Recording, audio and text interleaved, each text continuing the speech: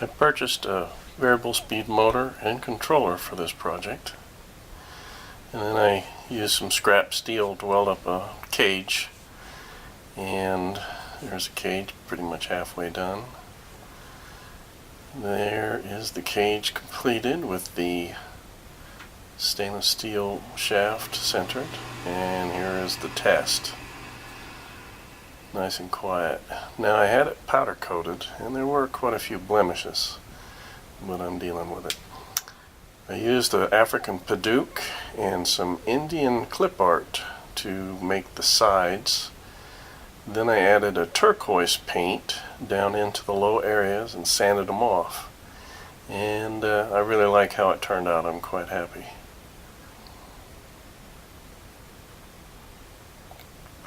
Here we are. A basic assembly. Have two tanks in there. One's a holding tank, the other one is the fresh water tank. Here I am cutting out the 20-inch by half-inch back plate and adding additional screw holes for stability. You'll notice that I numbered both on the flange on the shaft and on the aluminum back plate so I get it straight. Here is the link belt, and you can get these in a lot of places. Very handy and very adjustable. Here's the lower pillow block flange bearing and the upper pillow block. Both are offset to ensure that the shaft and plate are in the dead center on top.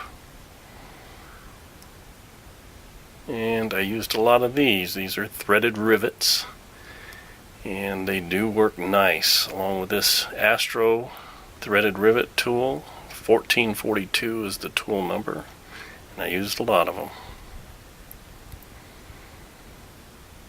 And here we're looking at a 1-inch stainless steel shaft in a 4-inch flange, and I welded the back and the front, and then I used the lathe to knock off the weld on the front, which lets the 20-inch plate set very flat.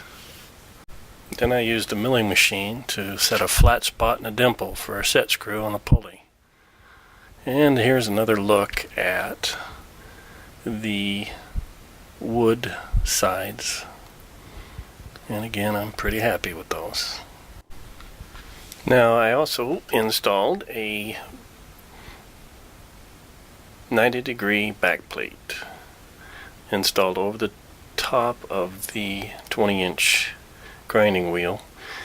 It gives me a pretty accurate 90-degree bend, and gives me a little bit of security to keep my parts from getting out of control and whizzing around the pan.